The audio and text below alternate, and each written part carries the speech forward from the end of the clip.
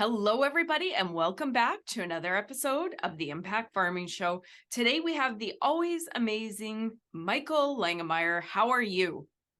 Very good. Good.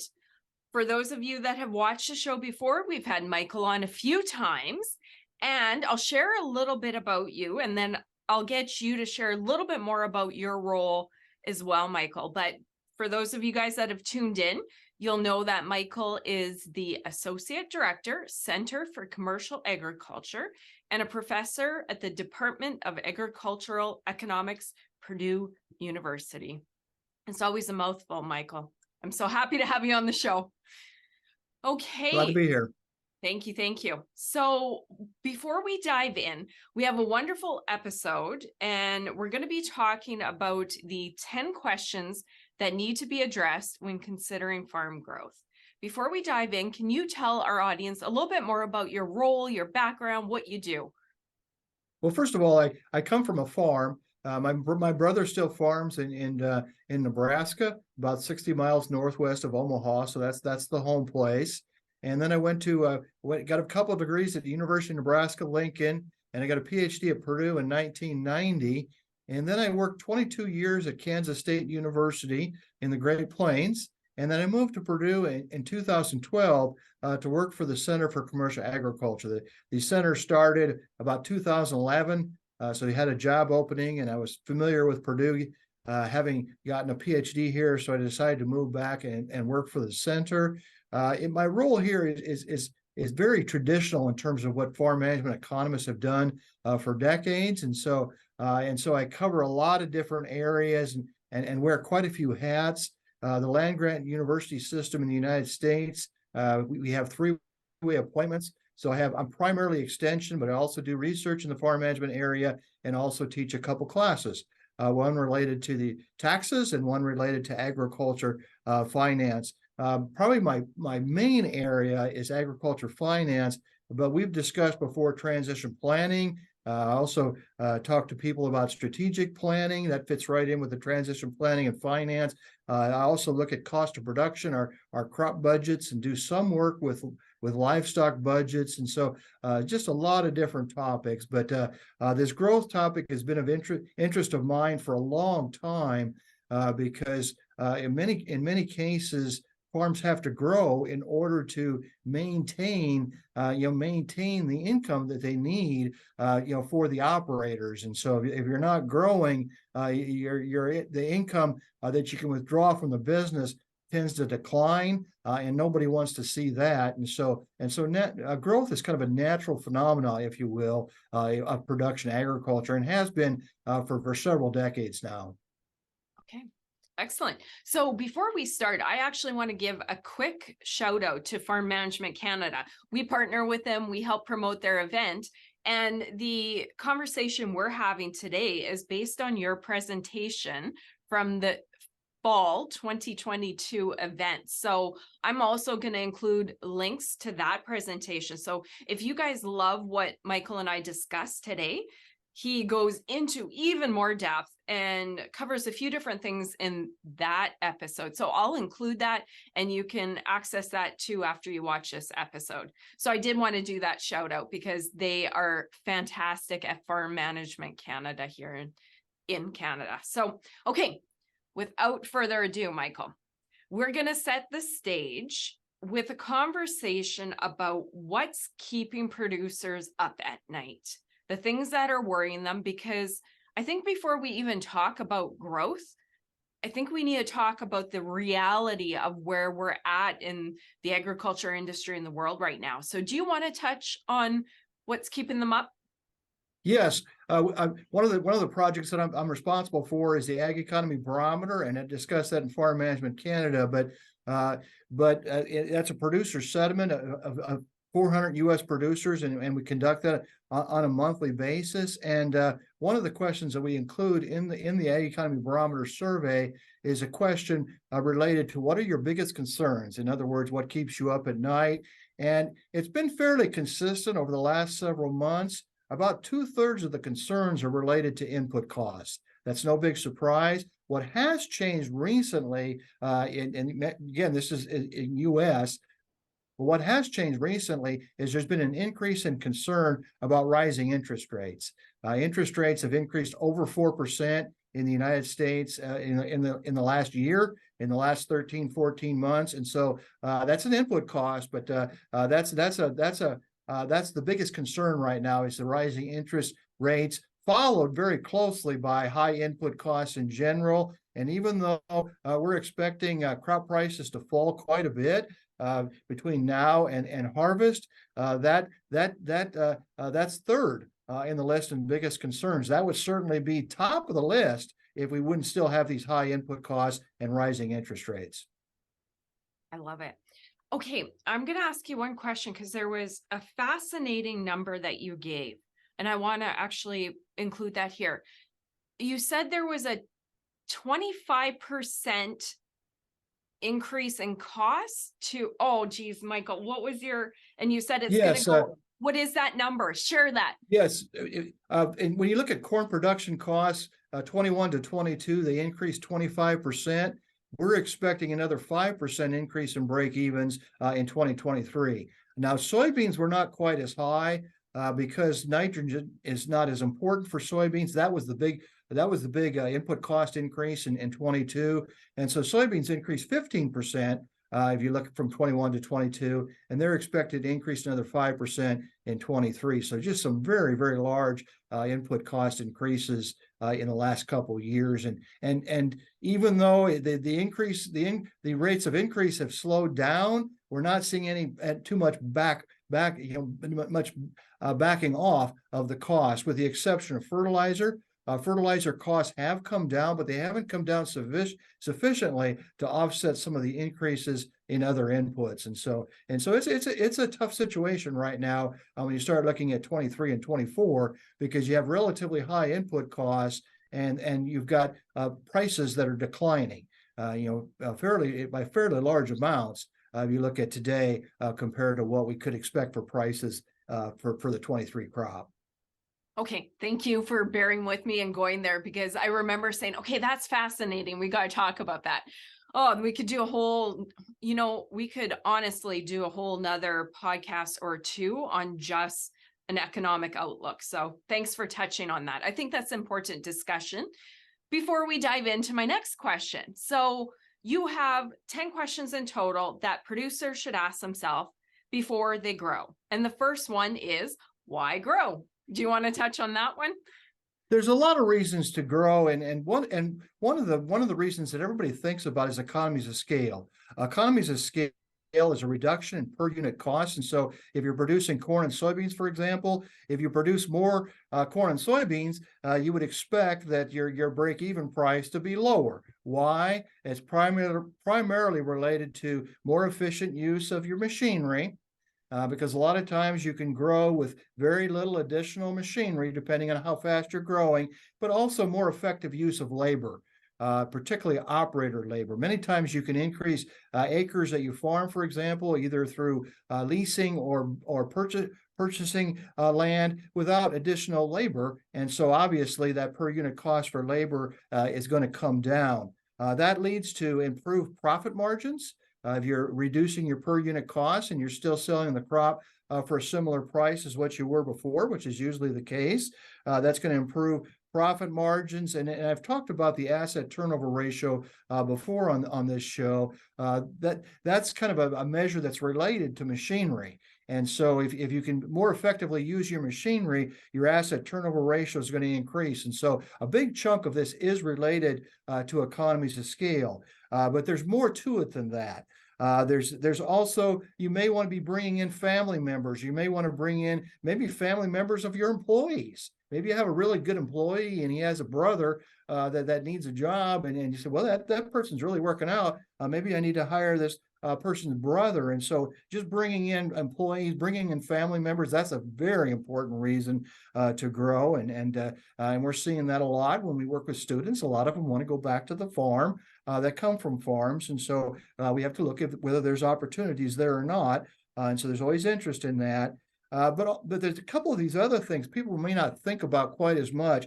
One of those is if you've been a very profitable farm, the question you have to ask yourself. Let's take 21 and 22 for example. 21 and 22 were quite profitable, at least in the United States in terms of production agriculture.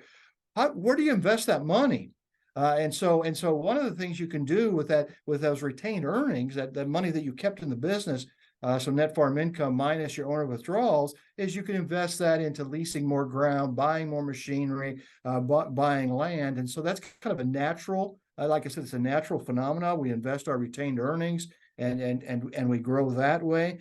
But another thing that some people don't think about, in addition to retained earnings, investing retained earnings, is more effectively utilizing your key managers.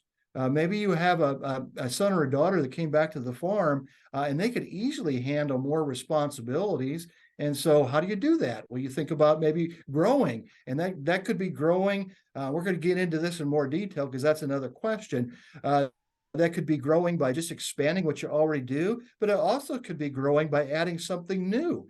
I'll give you an example that's fairly common in Indiana. Is quite a few of our livestock producers sell directly to directly to consumers, and so they have freezer beef, they have pasture poultry, pasture pigs, something like that, and so you could also grow by investing in enterprises that are different from what you're currently doing. But the whole idea here is you're trying to more effectively utilize the skill set of your employees, particularly family members. And this is especially true if someone's just joining your business that really has some skills from the university, for example, that you'd like to more fully utilize. And you can do that by growing. Excellent. I think we have a natural segue right into question number 2. What are my options to grow? You just mentioned 2 of them right there. Do you want to go into that in a little more detail? Yes. One of the things we call it focus. And so that means if I'm a corn soybean producer, it's natural to think about expanding your corn and soybean acreage, again, through leasing or purchasing. I'm not making a big distinction about whether you're going to lease additional ground or purchase additional ground. That's a whole nother podcast talking about the advantages of owning versus leasing. And so that's one of the ways. But you also can think about these side activities or these other activities. If you're corn and soybean, maybe you can think about growing by adding value to what you're already doing. Maybe rather than just producing commodity corn, maybe you can look at white corn or popcorn or non-GMO corn. Those are very common options here in Indiana, and so those are certainly options that a person should be thinking about. If you're a livestock producer, I know you have quite a few people that are interested in livestock. It's not quite as important here in Indiana as corn and soybeans, but we have a lot of swine production. We have quite a few people that have laying hens and turkeys. Another way to think about growing is modernizing your facilities. If you modernize your facilities, it's just natural to think about producing more units, because you're probably going to build a bigger barn, if you will. Let's say you're producing turkeys, you're probably going to have a bigger barn. And so that's just a natural way to grow. And so I think I've given quite a few examples of here in terms of options to grow. Don't just think about, well, we'll just do what we've always done. This is a good time when you, particularly if someone's coming back to the farm, this is a good time to really do some soul searching and think about what do we want to be in 5 years, 10 years? Do we want to just be with the same enterprises that we've always produced, or is there a way to maybe add value in addition to expanding what we currently do? I love it. Okay, so let's talk strategy. Strategic issues that could influence, should influence, might influence, however we want to word that, our growth. So I think you call it, most businesses call it SWOT analysis. Yes. This is a good time to be thinking about growing, particularly if a family member is coming back. This is a good time to really think about your strengths and weaknesses, opportunities and threats. So that's the SWOT analysis. Another way to think about that is is doing an internal analysis and an external analysis. These are the same. Same concepts, only a slightly different way of thinking about it. So let's talk about internal analysis. What you essentially do there is a similar exercise to what you would do if you were doing a business plan. What resources do we have? And one of the key resources there is human capital. What are our managers capable of doing? Is there some skills that they have? I've talked about that before. Is there some skills that they have that we could take advantage of? And so that's related to your internal resources. When I talk to beginning farmers in particular, but also students, I challenge them to think about, what do they do that's unique? What skill do they have that's unique? That same thing is true in farming. We've got some people that are extremely talented in certain aspects of the farm. That could be finance, could be marketing. You want to make sure you're doing more of that. To take advantage of the fact that you have those unique skill sets. And so that's your internal analysis, and it's related to strengths, and it could be related to threats. I mean, maybe you need to build up some skills, get some professional development and build up some skills. That's all part of the internal analysis. The other thing to think about is external. This is a little harder.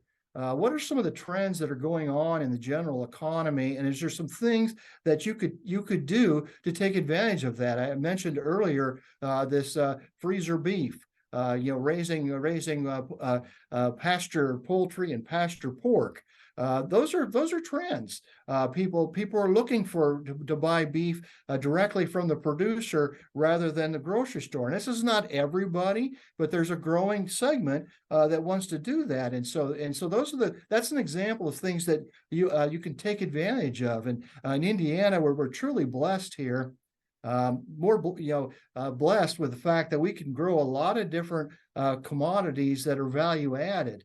I gave you examples of white corn, popcorn, non-GMO corn. There's probably more opportunities to do that here in the Corn Belt than there was in Nebraska, where I'm from.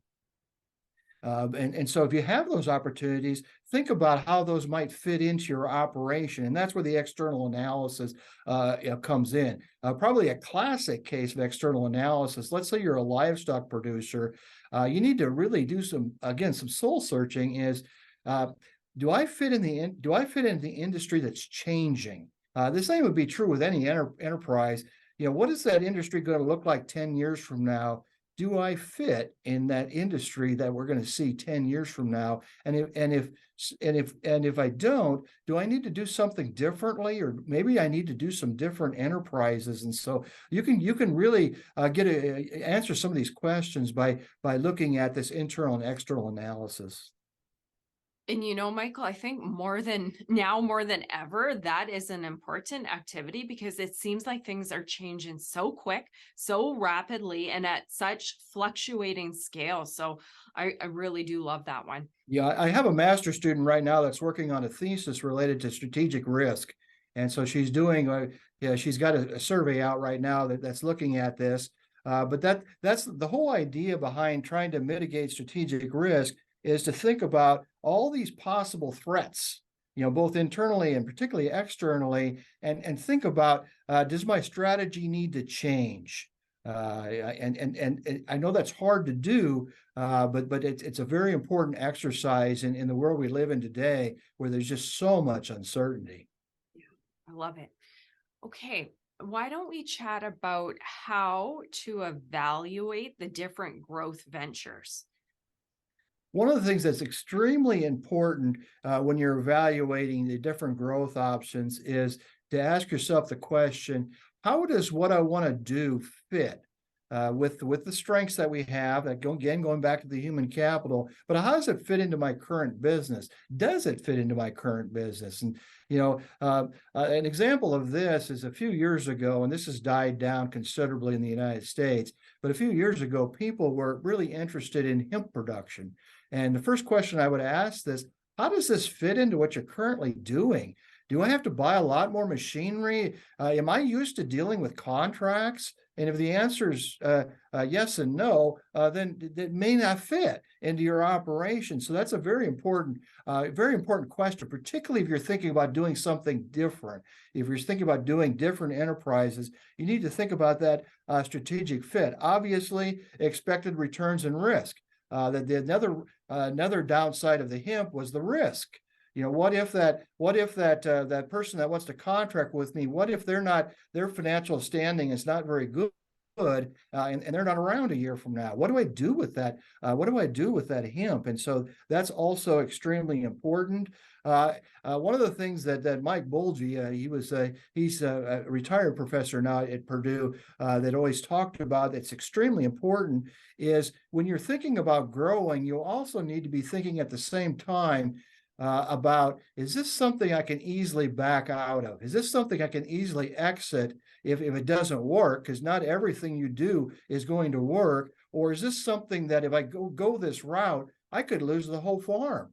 And so always thinking about how easy it is to get into an enterprise, but also how easy it is to get out. This is particularly true if you're investing a lot of capital that's specific to a new venture. You have to ask that question: what if this doesn't work? What am I going to do with this investment that I've made? Is that just going to be a sunk cost? Is the machinery, for example, that I'm buying, can that be used for the enterprises I already have?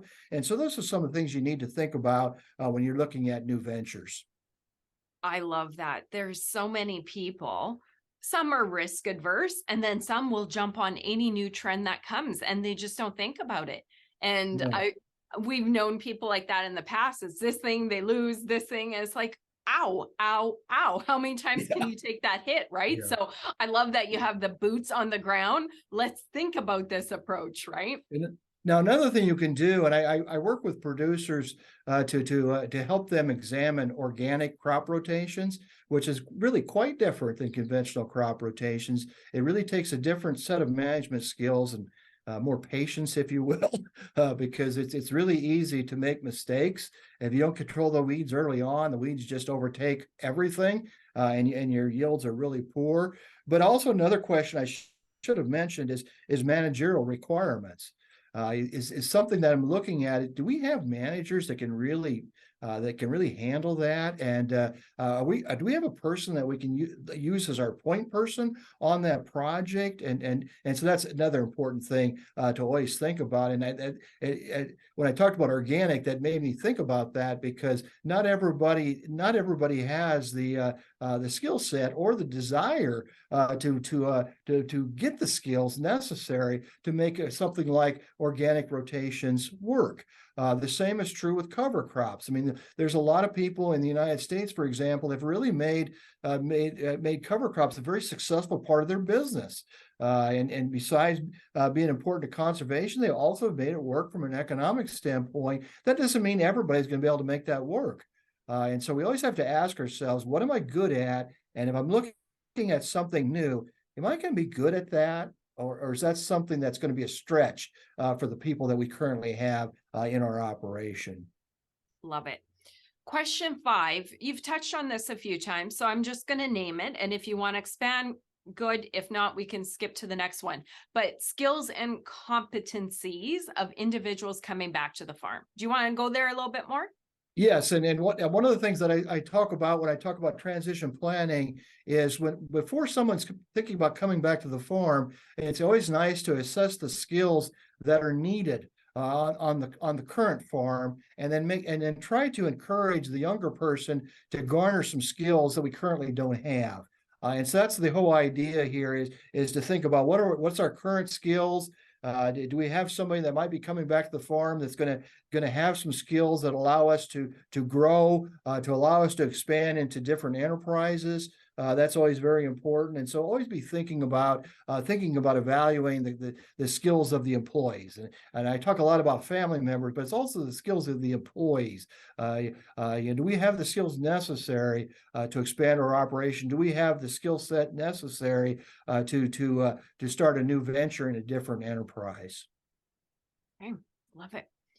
Question 6 that you ask is, how do I finance the growth of my operation? Okay, this is one that you have to ask yourself, am I willing to take on debt? And if so, how much debt am I willing to take on? Because quite frankly, even a farm that's very profitable is simply not going to have enough retained earnings to expand very rapidly. And we all know that growth opportunities happen in lumps.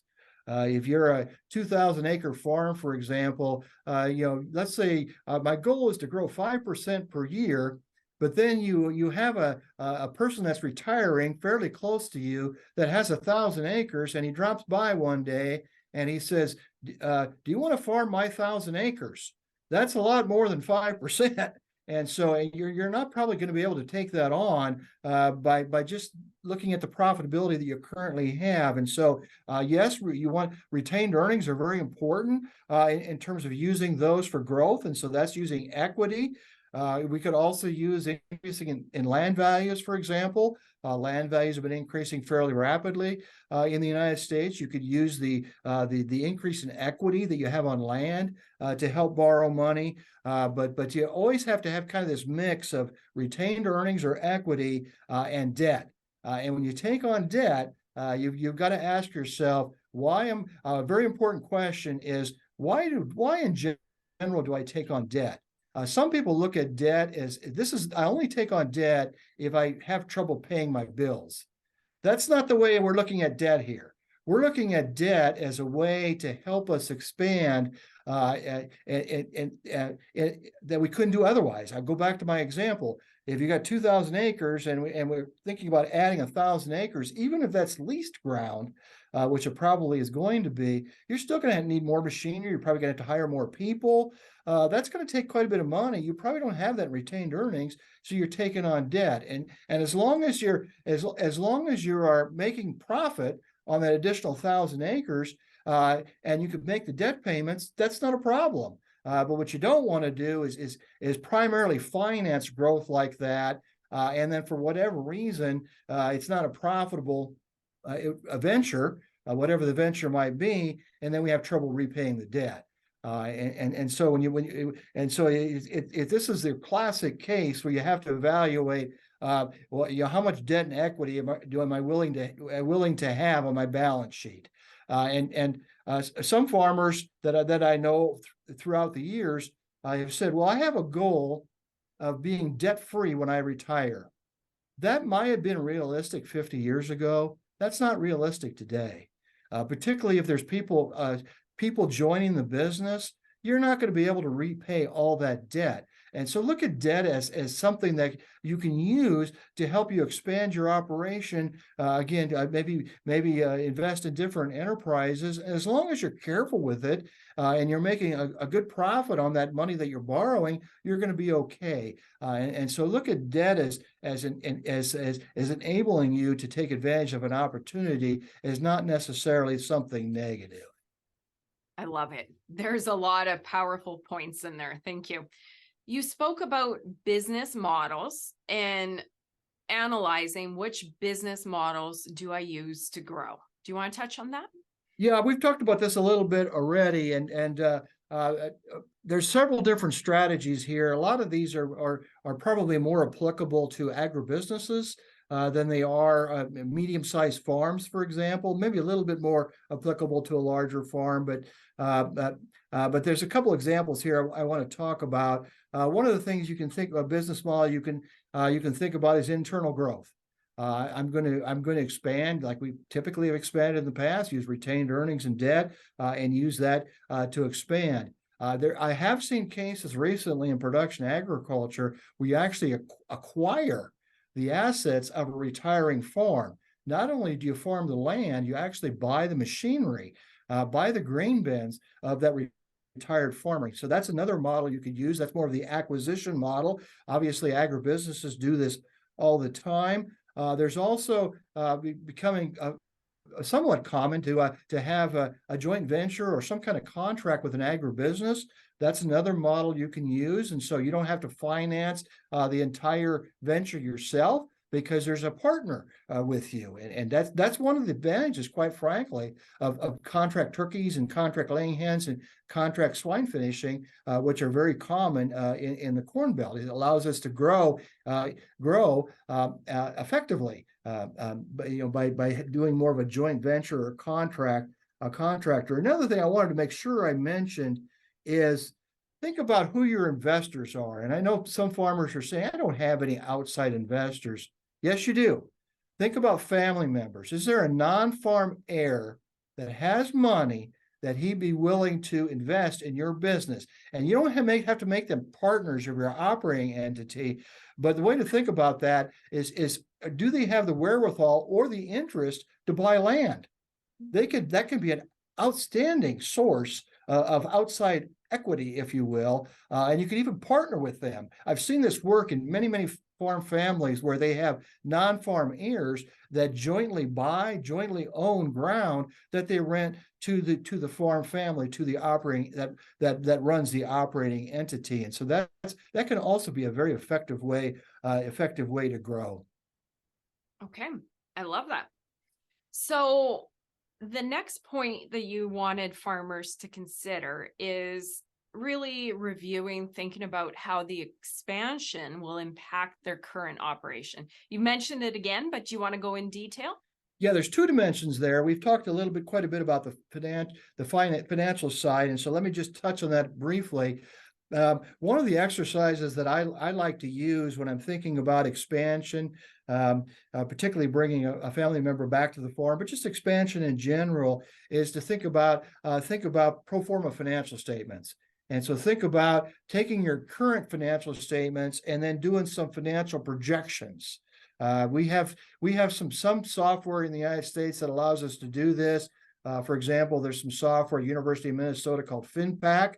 It was developed to analyze scenarios like this. And so that's very helpful to go ahead and do that and to run through some numbers through software. But you can also do this with spreadsheets. You can keep it fairly simple, but the important thing is to do the exercise to try to figure out how this is going to impact my cash flow and my balance sheet, because it's going to impact both. Don't just look at the cash flow. You also have to go circle back to that debt versus equity and see how it's going to impact your balance sheet. Maybe it's going to reduce your liquidity and increase your solvency too much. And if that's the case, you don't expand. You don't pursue that particular venture. And so that's one of the things to think about.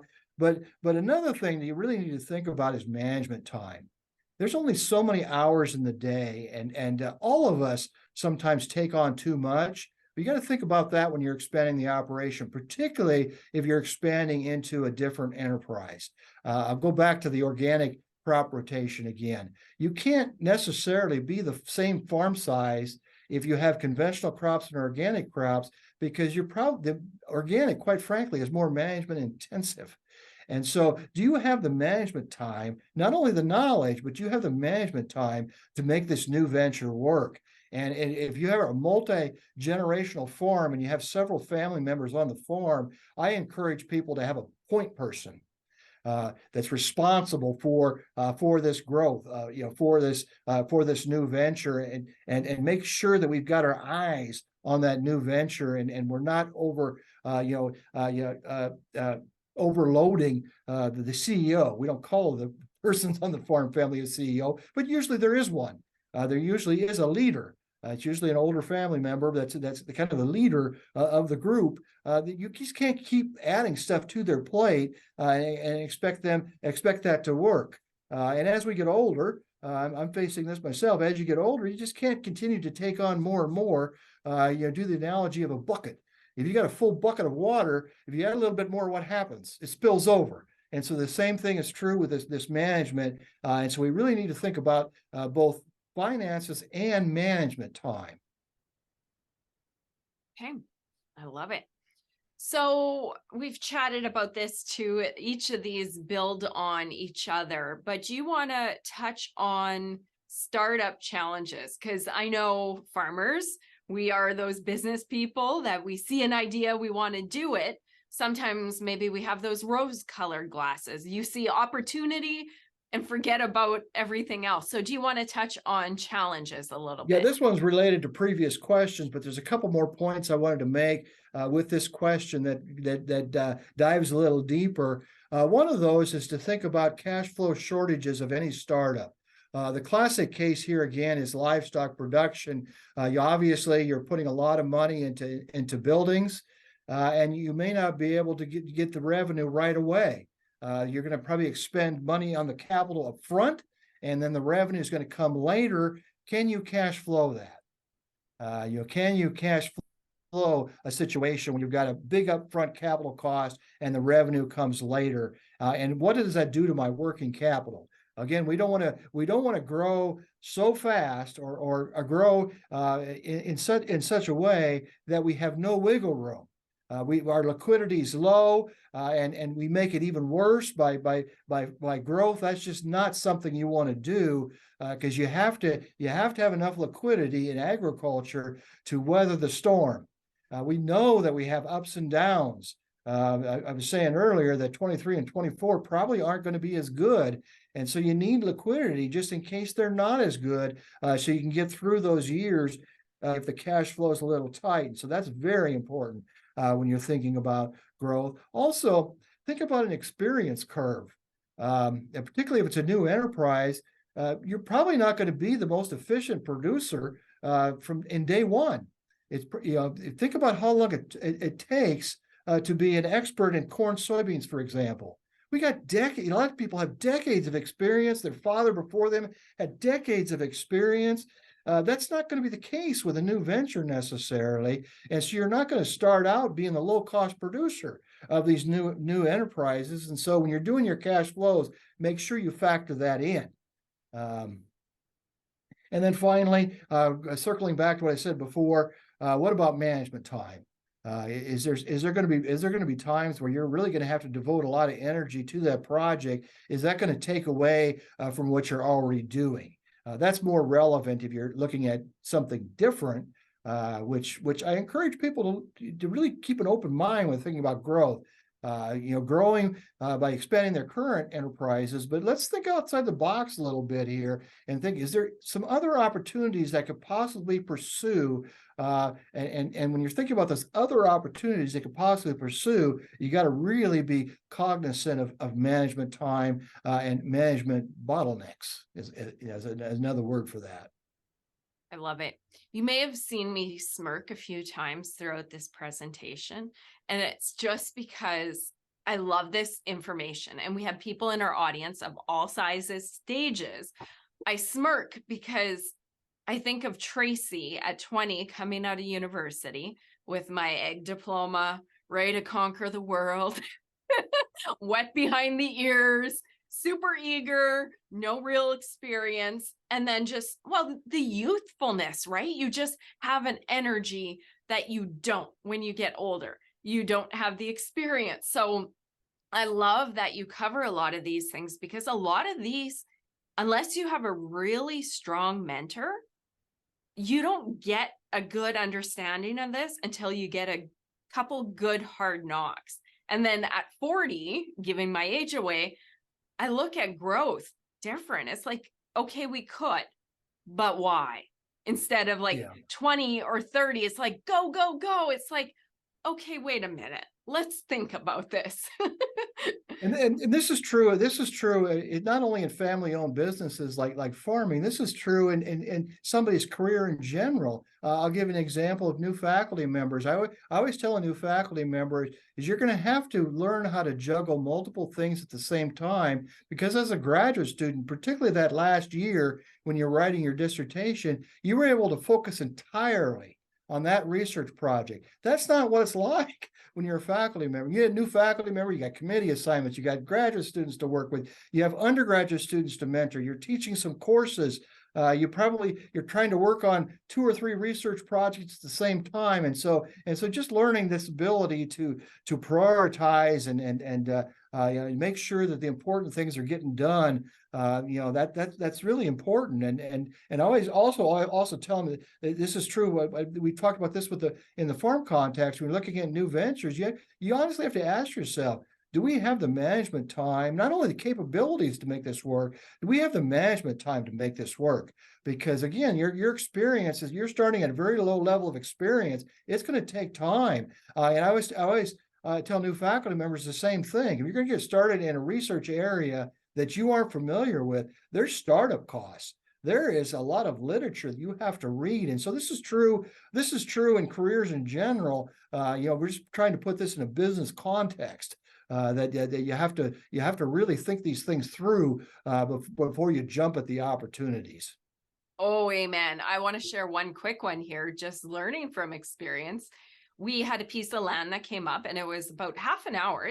It seems closer to home, but half an hour away. We put cattle there. Great. So there's ponds, cattle water themselves. Everything is lovely. But we didn't think about when ponds dry up because you don't have the experience. So now you're going to fill up tubs every day, every 2 days, half an hour each way gets pretty exhausting. The costs go up. Those things you don't learn, you don't think of until you've been around and done it once or twice. So anyways, I love that you're bringing these points up because so much of this we don't think about. We just think of the positives. We just think of the things that hit you right away. We don't think of all the other things, right? Yeah, and it's really a mixture. It depends on the person, but I've really learned this by looking at the ag economy barometer that gauges sentiment. We've got some people that focus on the downside. That's not good. That's not good to focus on that. You need to focus on both the downside and the upside. But we also, your example, you also have people that are always looking at the upside of something and are not thinking about the downside. We have to look at both. And that's why I like the analogy of business planning. When you think about business planning, you're always looking at kind of a worst case scenario. What happens if something goes wrong, but you're also looking at a scenario where something goes right. And that's very important when you're looking at new growth ventures, just expansion in general, is think of it that way. What if this doesn't work? What is that going to do to my finances? What's that going to do to the mental health of our employees? But also think about if this works, maybe this is something that we can do fairly regular basis. And so look at both the upsides and the downsides.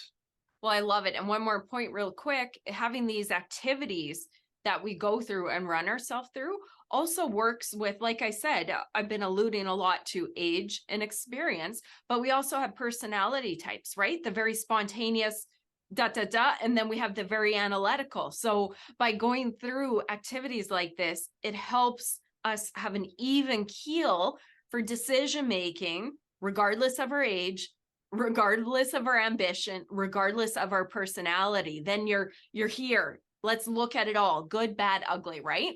And usually when you're in family businesses, you have the extremes.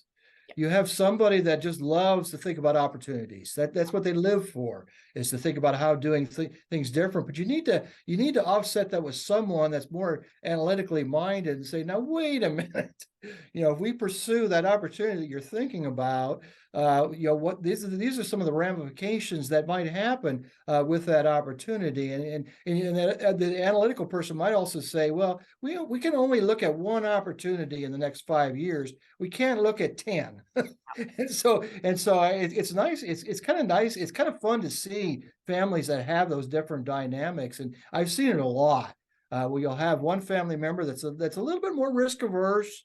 Really wants to think it through long and hard before they move forward. And you'll have another family member that just wants to jump at opportunities as they come along. And so it's nice to have those different personalities and think about this from, like you said, a planning framework.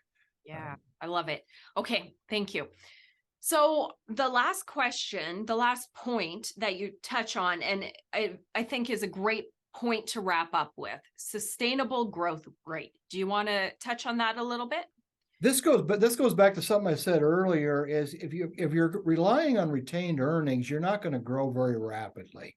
particularly if you're a small and medium-sized farm, because quite frankly, if you're already underemployed, if you will, I'm not saying there's too many people out there, but if you could add more units and more effectively utilize your labor, by definition, you're underemployed. You're probably not in a situation where you're going to have a lot of retained earnings that's going to allow you to grow. But even a larger farm, you're not going to grow very rapidly if you're just looking at retained earnings. And so the whole idea of calculating the sustainable growth rate is to say, what would my growth rate be if I just use retained earnings, and then compare that to what my growth rate might be if I use debt. Now, when you look at the scenario related to debt, you can't just look at the growth rate. You also have to think about the downside of debt. And the downside of debt is it increases your chance of going bankrupt, but it also increases your variability. And so you're going to if you take on debt, even if your operating cash flow is low, guess what? The lender still wants his payments. And so you have to think about strategies, of coping strategies related to making sure that you can make those debt payments, even when corn price is $5 compared to $6.50. For example, and so that's the real reason we look at the sustainable growth rate, is so we can contrast growth with debt to what our growth rate would be if we didn't take on any debt. Love it. Okay, this has been a fantastic episode, Michael. I love to geek out on farm business management. This framework, this knowledge is critical for people to not make big mistakes when they're looking at growing, right? So often we don't sit down and give it the thought that we need. So I appreciate you taking the time. Can you top what you already shared with any final thoughts on growth, any words of wisdom?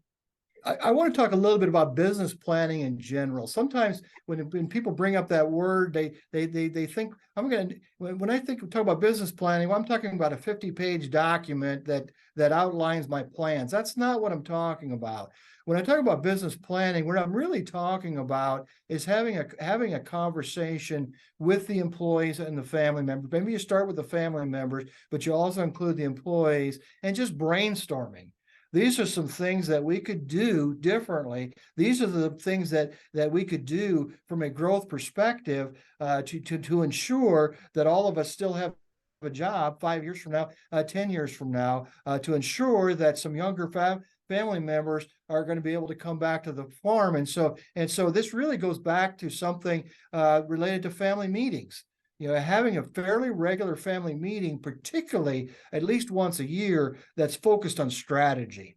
It's just do, like I said, just do some brainstorming and think about how did the year end up? What things went well this year? What things could we improve this year? So think about that continual improvement, but also thinking about opportunities. Opportunities and threats. Is there some opportunities that we should be pursuing? Is there some threats that are going to make our current operation challenged? And one of the big ones right now that a lot of farms are dealing with, and all businesses for that matter, think about the technology that's available today. That's a big question.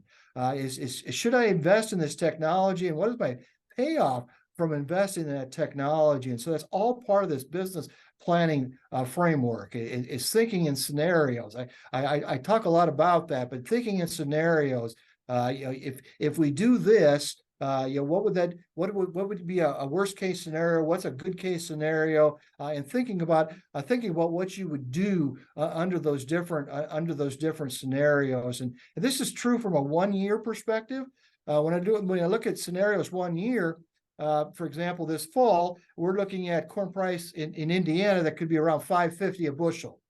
But on the low side, it could be $5. So how would I pay my debt if corn's $5? Am I going to struggle to pay my debt if it's $5? If I am, how am I going to ensure that I pay that debt? But you also want to think on the high side. What if corn is $6? Is there some technology that I can invest in because I had a good year? If corn is $6, the same thing is true when you're thinking about expansion in general. If we're going to take on this additional 1,000 acres, what would be some things that would make that not work? And how would we respond to that situation? But also, what if this works out really well? What would we do with the retained earnings? And so thinking in this business planning framework, I think is very useful for all small businesses. I love it. Those are some amazing words of wisdom. Thank you. If people want to learn more, do you have anything else to add? Otherwise, I'm going to ask you for a call out. I know Purdue has a lot of amazing resources. So final stage, if you have anything else to add, go ahead. If not, give a call out how people can connect with you, learn more. I'm part of the Center for Commercial Agriculture at Purdue University, and we do have publications that elaborate on these 10 growth questions. We've written several short white papers on these 10 growth questions, so that information is there. Like I said, my main area is finance, and so I have a series of about 20 different small papers, short papers, dealing with different financial topics. And so that's where I would look for more information, from myself or similar information to what we've talked about in today's podcast. Lovely. Michael, I always enjoy our conversations. Thank you so much. I treasure your time and wisdom, and I know everybody in the audience is going to love this too. So thank you very much. Thank you. Thank you. You're welcome. And you in the audience, thank you for tuning in. If you enjoyed this episode as much as I did, like it, share it, and get it out there so other farmers can hear the amazing wisdom, knowledge, questions that Michael just shared about growth considerations. Thanks, everybody. Have a good week.